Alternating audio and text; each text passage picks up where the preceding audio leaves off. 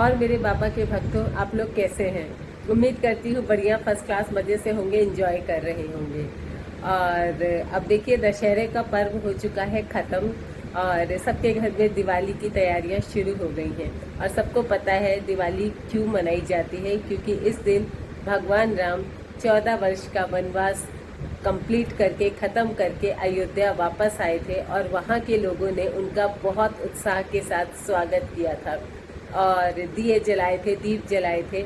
इसलिए हम दिवाली मनाते हैं। आजकल तो बहुत फैंसी दिवाली हो गई है, लोग तरह तरह की लाइट्स और वो सब कुछ आ गया है। कोई बुराई नहीं है, सब लगाइए और धूमधाम से श्री राम जी का स्वागत करिए। अपने घर में लक्ष्मी माता का स्वागत करिए। इस दिन लक्ष्मी गणेश की पूजा की जाती है और कहते हैं सच्चे मन से अगर पूजा की जाए तो लक्ष्मी जी आपके घर में ज़रूर आती हैं। और हाँ, एक बात का ध्यान रखिएगा कि उस दिन घर के दरवाजे मत बंद करिएगा, क्योंकि कहते हैं ना कि दरवाजे से ही लक्ष्मी आती है। आई नो सबके घर में थोड़ा रिस्क भी होगा कि दरवाज़ा खोल करके कैसे रखें, पर कोशिश करिएगा, ज़रूरी नहीं है। और कोशिश करेंगे, अगर खुला रख सकते हैं तो बहुत अच्छा है। अगर जिनके घर में है साधन कि वो खुला रख सकते हैं, या किसी के घर में जाली वाला दरवाज़ा हो वो खोल के रखिए। तो कहते हैं इस दिन घर में लक्ष्मी जी आती हैं और अगले दिन सुबह झाड़ू नहीं लगाते हैं घर में। कहते हैं कि लक्ष्मी जी आती हैं, अगर आपने झाड़ू लगा दिया तो उसी समय चली भी जाती है, ऐसी मान्यता है।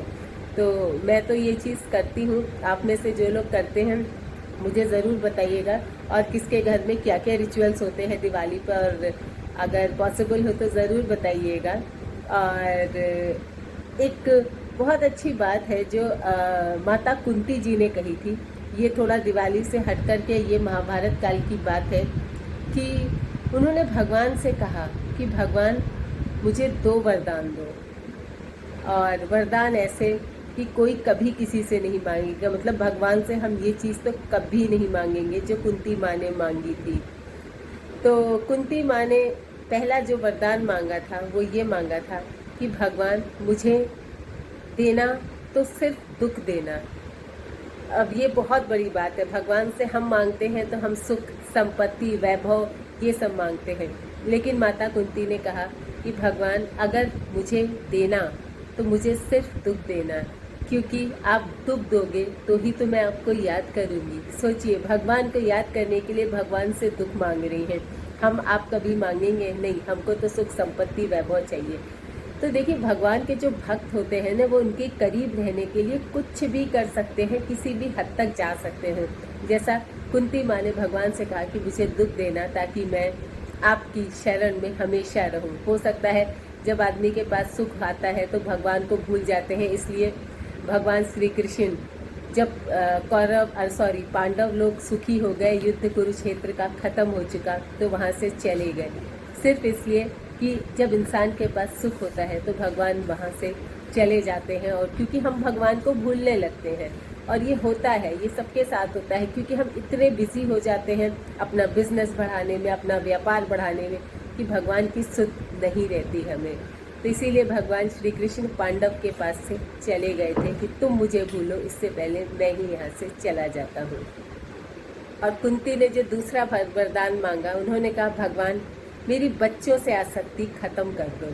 देखिए कितनी बड़ी बात है, हम अपने बच्चों के लिए ही, हमारा पूरा जीवन ही अपने बच्चों के लिए होता है। बच्चा पैदा होता है, उसकी देख रेख, केयर करना, उससे इतना मोह हो जाता है कि बच्चा एक क्षण के लिए भी दूर होता है तो हमें बहुत पीड़ा होती है, हम सह नहीं पाते। लेकिन कुंती माँ ने कहा कि मुझे अपने बच्चों का, मतलब मुझे ऐसा करो कि मुझे बच्चों से लगाव ना रहे, क्योंकि अगर ये सांसारिक सुख और बच्चों से प्यार और लोगों से प्यार होगा तो हम उनसे ही प्यार करेंगे, आपकी तरफ नहीं देखेंगे। तो ये 2 वरदान कुंती जी ने मांगे, और जो ऐसे वरदान है कि कोई भगवान से कभी नहीं मांगेगा। तो जब ये सब युद्ध खत्म हो गया, फिर सबका जब टाइम खत्म हो गया होता है ना, सब एक टाइम के लिए ही धरती पर आते हैं, तो ये हुआ कि अब सबको शरीर अपना छोड़ना है और सबको स्वर्ग जाना है। द्रौपदी जी चलने को जब तैयार हुई तो स्वर्ग जाने को, तो आधे रास्ते में गिर गई, वो नहीं जा पाई। फिर भीम भी जा रहे थे, वो भी गिर गए, उनको भी स्वर्ग नहीं मिला। क्यों? उनका दोष क्या था? क्योंकि वो बहुत खाते थे, वो हर समय खाने की ही बात करते थे, खाने की ही सोचते थे।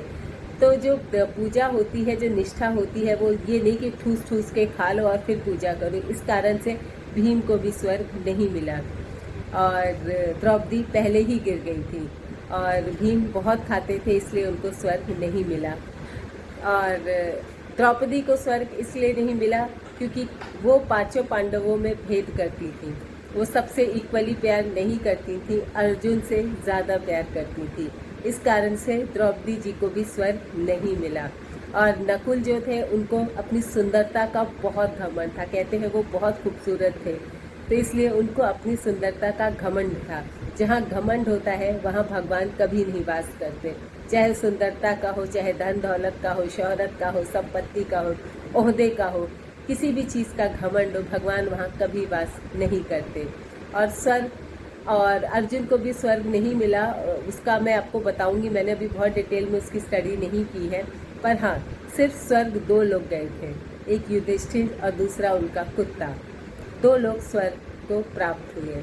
और तो देखिए, ये कहने की बात ये है कि ये सारी बुराइयां हैं और भगवान यही कहना चाहते थे कि ये सारी चीज़ें अपनी ज़िंदगी से हटाओ, सिर्फ खाने के लिए मत जियो, अपने रूप का घमंड मत करो, सच बोलो, सदैव सच बोलो। युधिष्ठिर ने हर सदैव सच बोला तो उनको स्वर्ग की प्राप्ति हुई और साथ में उनका कुत्ते को भी स्वर्ग की प्राप्ति हुई। पर द्रौपदी, नकुल, सहदेव, अर्जुन, भीम, इन सबको स्वर्ग नहीं मिला। ये आपको एक कथा सुनाती हूँ, एक बहुत ही इंटरेस्टिंग कहानी सुनाती हूँ, जिसमें यह है कि भगवान जो है ना, वो आप चाहो तो पत्थर को भी भगवान मान लो, चाहे एक कागज के टुकड़े को भी भगवान मान लो, किसी को भी आप भगवान मान लो, अगर आपने उसकी श्रद्धा से पूजा की तो वो भगवान बन जाते हैं। भगवान को सिर्फ प्रेम चाहिए। अगर आप किसी कागज के टुकड़े को भी भगवान मान रहे हो, किसी भी चीज़ को, किसी पत्थर को भगवान मान रहे हो और उसकी दिल से पूजा कर रहे हो, तो भगवान वैसे ही प्रसन्न होते हैं जैसे किसी महंगी महंगी मूर्ति से आप पूजा अगर दिल से करते हो तो उनसे होते हैं। कहने का मतलब है भगवान महंगा सस्ता कुछ नहीं देखते, सिर्फ और सिर्फ आपका भाव देखते हैं। तो ये कहानी है धन्ना जाट की। एक धन्ना जाट जी नाम के छोटे से बालक थे, तो अपनी माँ के साथ कथा सुनाने उनकी माँ उनको लेकर के गई। तो वहाँ गए तो साधु जी की जो कथा चल रही थी उसमें उन्होंने बोला कि बिना भगवान को भोग लगाए जो खाना खाता है वो नरक का वासी होता है। और बाबा ने कहा कि बिना भगवान का भोग लगाए जो खाता है वो पाप खाता है। तो फिर जब वो घर आए तो अपनी माँ से लड़ने लगे कि माँ, हमारे घर में तो भगवान ही नहीं है, तो यानी हम जो है वो पाप खाते हैं और आप भगवान लेकर के आओ और तभी हम खाना खाएंगे, नहीं तो हम खाना नहीं खाएंगे क्योंकि हम पाप खा रहे हैं। तो फिर जो है अब इतने पैसे तो थे नहीं कि भगवान ला सके, तो वो धन्ना जाट जो है वापस अपने गुरु के पास गए। उन्होंने कहा भगवान प्लीज़ हम पाप खा रहे हैं, आप मुझे भगवान जी दे दो ताकि जो है हम अच्छे से खाना खाएं और पाप ना खाएं। तो वो जो साधु जी थे उन्होंने सोचा अरे ये तो छोटा सा बालक है, इसको क्या देता हूँ। तो उन्होंने जो है कुछ उनके पास भांग की पोटली टाइप की थी, वो उठा करके दे दी और कहा कि ये देखो, ये जो है ये भगवान है। अब बेचारे वो इतनी श्रद्धा, इतने मन और इतने खुश हो गए उसको देख करके कि अरे वाह, आज तो मुझे भगवान की प्राप्ति हो गई। बड़ी खुशी खुशी, बहुत हर्षो उल्लास से उनको घर लेकर के आते हैं और उनकी जो है पूजा करना शुरू करते हैं। और उन्होंने ये भी कहा था, तो उन्होंने पूछा साधु से कि इनकी सेवा कैसे करनी है। उन्होंने कहा जब तुम नहाओ इनको नहला दो, जब तुम खाओ तो इनको खाना खिला दो। ये सब सुन करके वो आए और उन्होंने वही प्रोसेस रिपीट किया, मतलब जैसा जैसा साधु ने उनको समझाया था वैसा वैसा उन्होंने चीज़ें की। फिर क्या है, गरीब आदमी थे तो उनके घर में बाजरे की रोटी बनती थी। एक दिन बाजरे की रोटी भगवान के सामने रखे, नहीं खाए। दूसरे दिन बाजरे की रोटी बनी, भगवान के सामने रखे, प्रभु नहीं खाए। तीसरे दिन, ये मतलब 3-4 दिन तक ऐसा उन्होंने किया और भगवान ने उनका अनाज छुआ नहीं। तो उन्होंने सोचा अरे वो महाराज जी के यहाँ तो बढ़िया हलवा पूड़ी और शुद्ध देशी घी की चीज़ों का भोग लगता होगा, इसलिए भगवान खाते हैं, मेरा क्यों खाएंगे, बाजरे की सूखी रोटी भगवान क्यों खाएंगे। बहुत दुखी हुए, बहुत आहत हुए और सीने से लगा करके भगवान को दुखी मन से रो रहे थे कि भगवान आप मेरा अनाज क्यों नहीं ग्रहण कर रहे हो। तो बेचारे इतने दुखी कि भगवान मेरा खाना नहीं खा रहे हैं। लेकिन जब उन्होंने कहा कि ठीक है आप नहीं खा रहे हो ना, और गुरु जी ने कहा है कि जब आप खाओगे भगवान को भोग लगाकर ही खाना खाना है, अब जब आप खाओगे तो ही हम खाना खाएंगे, नहीं तो हम खाना नहीं खाएंगे। उन्होंने अन्न जल त्याग दिया, क्योंकि वो बाजरे के वो जो भांग का बट्टा था, जो भांग का पुड़िया उन्होंने दी थी, उसी को भगवान मान रहे थे और वो नहीं खा रहे थे। तो बहुत दुखी कि हम भी नहीं खाएंगे, और उन्होंने अन्न जल छोड़ दिया। उनकी भक्ति से भगवान इतने प्रसन्न हुए कि मतलब साक्षात श्री कृष्ण जी उनके सामने प्रकट हो गए, और उन्होंने कहा भक्त क्या है, मतलब क्यों दुखी हो। तो उन्होंने कहा प्रभु आप मेरा अनाज खा ही नहीं रहे थे, क्योंकि हम गरीब हैं और बाजरे की रोटी खिला रहे हैं। तो भगवान ने कहा अरे नहीं ऐसा नहीं है, लाओ रोटी दो खाता हूँ मैं। उन्होंने रोटी दी, और एक ही रोटी थी। उन्होंने कहा अरे अरे देखो पूरा नहीं खाना, आधा मुझे भी देना, मुझे भी भूख लगी, इतने दिनों से मैंने खाना नहीं खाया। तो आधी रोटी श्री कृष्ण जी ने खाई, आधी उस जाट ने खाई। और उसके बाद तो उनके वैभव की मतलब क्या ही बोलूं, इतना वैभव भगवान ने दिया, इतना धन दौलत शौहरत सब उनको दी, लेकिन प्रभु का ध्यान करना वो नहीं भूले। तो कहने का मतलब है कि प्रभु ऐसा नहीं है, प्रभु को आडंबर नहीं चाहिए।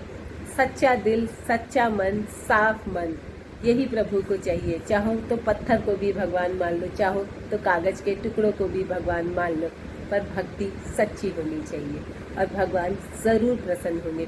ये सब जो हमारी ये धर्म की कहानियां हैं ना, धार्मिक कहानियां हैं ना, इनसे हमें बहुत इंस्पिरेशन मिलती है, और ये सुनाई भी इसीलिए जाती है कि हम उससे उन चीज़ों से इंस्पायर हों और भक्ति करना शुरू करें, और हमारे मतलब अंदर एक अच्छाई जागृत हो, एक ऐसी भावना जागृत हो, दूसरों की सेवा की भावना जागृत हो, भगवान की पूजा की भावना जागृत हो, और जो अतिथि आते हैं उनके सत्कार की भावना जागृत हो। तो ये सारी चीज़ें जो है हमें इसीलिए सिखाई गई हैं। हमारे धार्मिक ग्रंथों का उद्देश्य यही है कि हम अच्छी अच्छी बातें अपने जीवन में ग्रहण करें और बुराई को अपने अंदर से निकाल दें, जो कि अभी हमने दशहरा सेलिब्रेट किया। और जैसा कि है कि बाबा की एक बहुत इंटरेस्टिंग कहानी आपको सुनाती हूँ, जिसको सुन करके आप भाव विभोर हो जाएंगे। और बाबा तो खैर चमत्कारी बाबा थे, और जितना ऐसा चमत्कार जैसा वो करते थे तो शायद ही कोई करता है। और देखिए हमेशा जब भी आपको भगवान की कृपा चाहिए, भगवत कृपा चाहिए, तो गुरु का होना बहुत ज़रूरी है। और जैसा कि मैं रोज़ कहती हूँ, हर वीडियो में कहती हूँ कि बाबा से अच्छा गुरु आपको कहीं नहीं मिलेगा। बस उनका हाथ थाम लीजिए और आपकी नैया पार लग जाएगी। कहानी है ना, ये ओमकार जी की कहानी है, जिनके मेज़ की फसल, यानी शायद भुट्टा कहते हैं, मेज़ की फसल, उसको काटा गया था और जस्ट हार्वेस्ट की गई थी, उसको जस्ट काटा गया था और वो ऐसे ज़मीन पर फैली हुई थी। अचानक से ड्रिजलिंग होने लगी, मतलब हल्की हल्की बारिश शुरू हो गई। अब ओमकार जी बहुत परेशान कि वो क्या करे, ड्रिजलिंग शुरू हो गई और फसल ख़राब हो गई। तो किसान जो होता है उसका तो सारा दाना पानी ही फसल पे ही टिका होता है, और वो इतने परेशान और रेस्टलेस होने लगे, क्या करें क्या करें। और धीरे धीरे बारिश बढ़ती जा रही थी, तेज़ होती जा रही थी, और उनके दिल की धड़कन भी बढ़ती जा रही थी। और उन्होंने सोचा कि अगर ऐसी ही बारिश होती रहेगी तब तो उनकी सारी फसल बर्बाद हो जाएगी और उनको लाखों का नुकसान हो जाएगा, फिर वो क्या खाएंगे और क्या कैसे उनका गुजारा होगा।